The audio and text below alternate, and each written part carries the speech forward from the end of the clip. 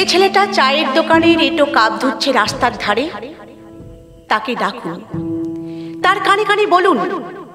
সুজলাং সুফলাং মলয়জ শীতলং। হ্যাঁ,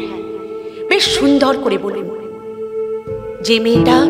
চাকরির নাম করে বনগা কিংবা চাকদা থেকে রোজ সকালের ট্রেনে সেজেগুজে শহরে আসছে শরীর বেচে চাল ডাল নুন কিনতে, তাকে ডাকুন,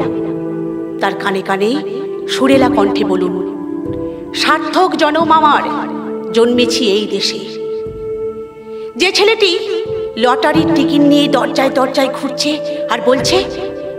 বিশ্বাস করুন আমি ভদ্রলোক,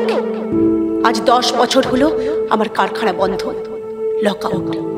তাকে ডাকুন, তার কানে কানে বলুন, বলো বলো বলো সবে, শতবিনা বেনু রবে, ভারত আবার জগৎ সভায় শ্রেষ্ঠ আসল লবে। রাতের আকাশ কাঁপিয়ে অঝোর ধারায় বৃষ্টি নামলে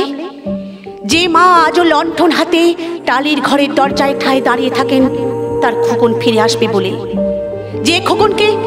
এমনই এক বর্ষায় উন্মত্ত রাতে কালো গাড়ির পুলিশ ডেকে নিয়ে গিয়েছিল, আর বরানগরের রাস্তায় ভোরের ঘুম ভাঙা কুকুর প্রথম দেখেছিল যার গুলিবিদ্ধ রক্তাক্ত লাশ, সেই মাকে ডাকুন, তার কানে কানে বলুন,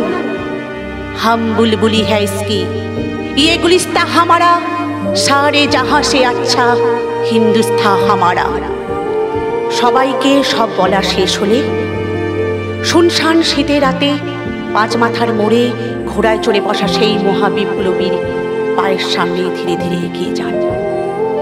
ফাঁকা রাস্তায় রাতের বাতাসে কান পাতুন, শুনতে পাবেন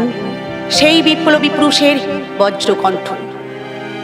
আমি তোমাদের কাছে রক্ত চেয়েছিলাম, তোমাদের স্বাধীনতা এনে দেব বলে,